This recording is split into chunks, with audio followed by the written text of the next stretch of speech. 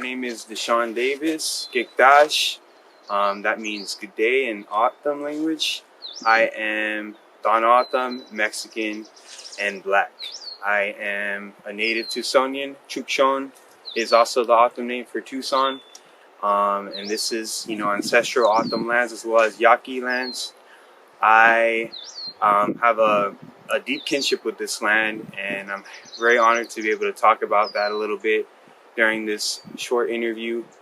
I have been able to develop that kinship not only through work, but also through hiking, through events, through communities, multiple communities like Alianzas de Indígenas, and also other communities like Ironwood Tree Experience and some other great organizations that I have been able to have a connection with. And not only connecting with the natural world, but also the community that still ties back to that world in so many ways. I am currently here at Sabino Canyon. Sabino Creek is the creek that you see behind me. It's a very special, ancient, beautiful place with much history.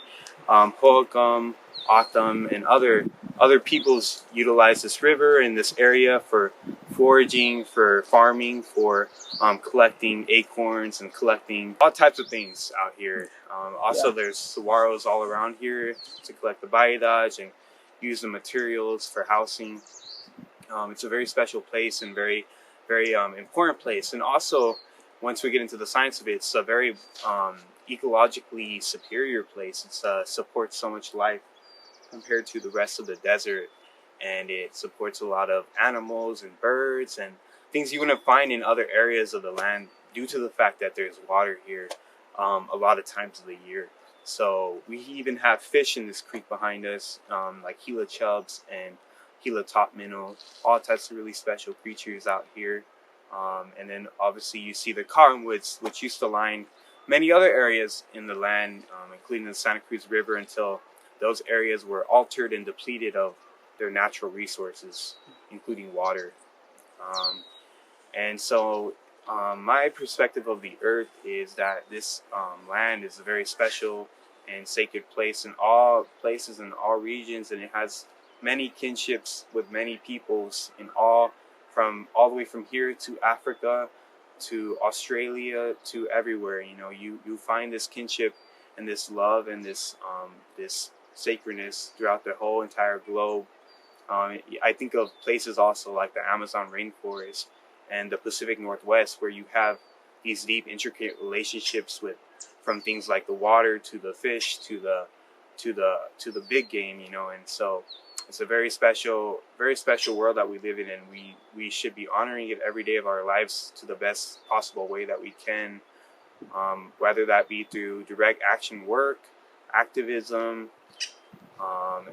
also even small things like creating a garden and creating more sovereignty for yourself and not relying upon unsustainable farming practices or just in general agricultural practices, or also things like being an advocate for the land. We have a lot of things going on in the world right now, a lot of a lot of harshness, and we need to sometimes go back to the land and connect with it, but also advocate for it and protect it, because running around making posts on Earth Day is going to only do so much. We need to actually be on the ground, fighting for the land, helping the land, restoring the land, and many other things. So that's something that I've thought about when it comes to protecting the land.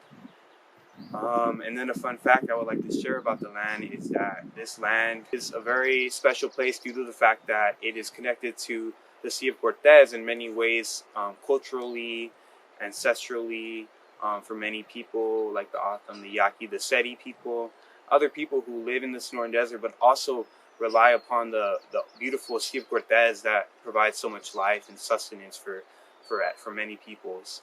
And so the fun fact that I wanted to share about that is that we have an animal named the vaquita, and that vaquita lives in the northern tip of the Sea of Cortez, and that is the only area that it lives in. It does not live anywhere else, and there are only about 10 vaquita left due to overfishing and illegal gill net fishing. So it is the most endangered species in the world, and it is can potentially go extinct within the next 10 years. So that's an animal that I really advocate for, and I hope that I'll be able to connect with more throughout my future and throughout this workspace and also environmental space that I currently exist in.